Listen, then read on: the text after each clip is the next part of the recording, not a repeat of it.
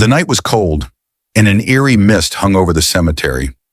I had no business being there, yet curiosity got the better of me. Rumors about the old Eastwood Cemetery being haunted had circulated in my town for decades, and while I never believed in ghost stories, something drew me to its rusted iron gates that night. It was a dare, one that my friends joked about but never dared to attempt themselves. "Stay for 30 minutes," they had said. "Prove there's nothing to be scared of." Armed with a flashlight and my wavering resolve, I stepped inside. The gates groaned as I pushed them open, their sharp squeal reverberating through the stillness. The air felt thick and heavy, as though the atmosphere itself was warning me to turn back. Rows of headstones stretched out in the fog, each etched with the names of those long gone. I told myself it was just stone and dirt, a place of memory, nothing more. But the first sign of something wrong came almost immediately. As I walked deeper into the graveyard, the temperature dropped sharply. My breath came out in visible puffs, and a strange, faint sound reached my ears. It wasn't the wind. It was a low murmuring, a whisper that seemed to come from the earth itself. "Hello," I called out, my voice shaking slightly. The murmuring stopped. For a moment, I felt ridiculous. It was probably just the wind after all, or so I told myself. My flashlight flickered, and my heart leapt into my throat. "Not now," I muttered, giving it a firm shake.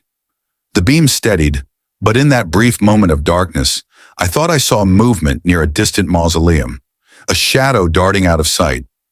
I froze, my instincts screaming at me to run. But no, I wasn't going to let my imagination get the better of me. "It's nothing, just a trick of the light," I whispered under my breath. Still, my legs felt leaden as I continued forward. Reaching the center of the cemetery, I spotted an ancient oak tree whose gnarled branches spread like skeletal fingers. This was where people claim most of the activity occurred.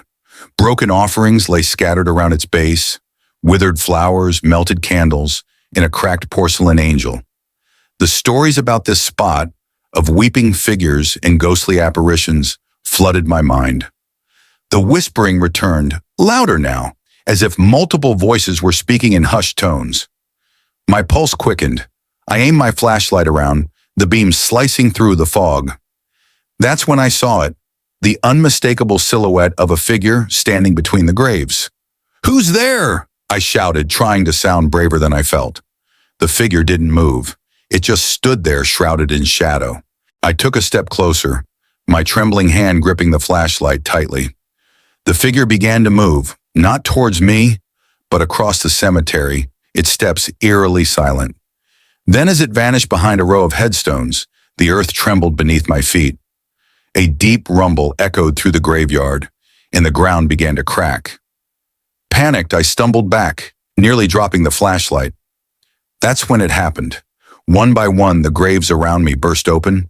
Decayed hands clawed their way through the dirt, skeletal fingers reaching for the surface. The air was filled with the sound of groaning and cracking bones as figures began to emerge from their tombs. Some were little more than skeletons, while others wore rotting flesh. Their empty eye sockets seemed to burn with an unnatural light. I stood frozen, my mind screaming at me to run, but my legs refused to move. Then one of them turned its hollow gaze toward me.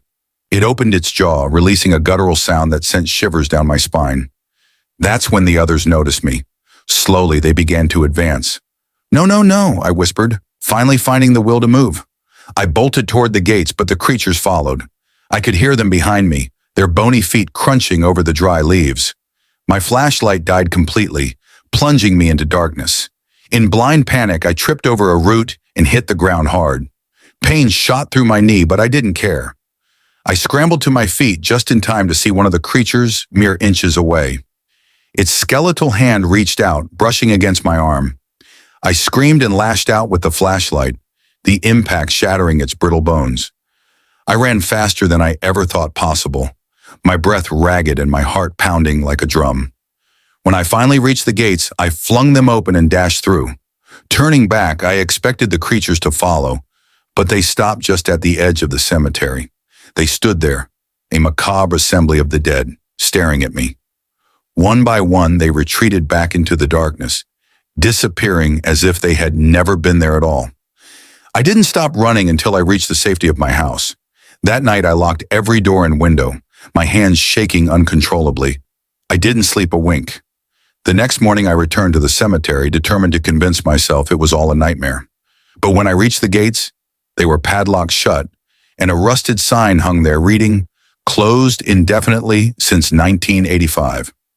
I later learned from a neighbor that the cemetery had been abandoned for decades.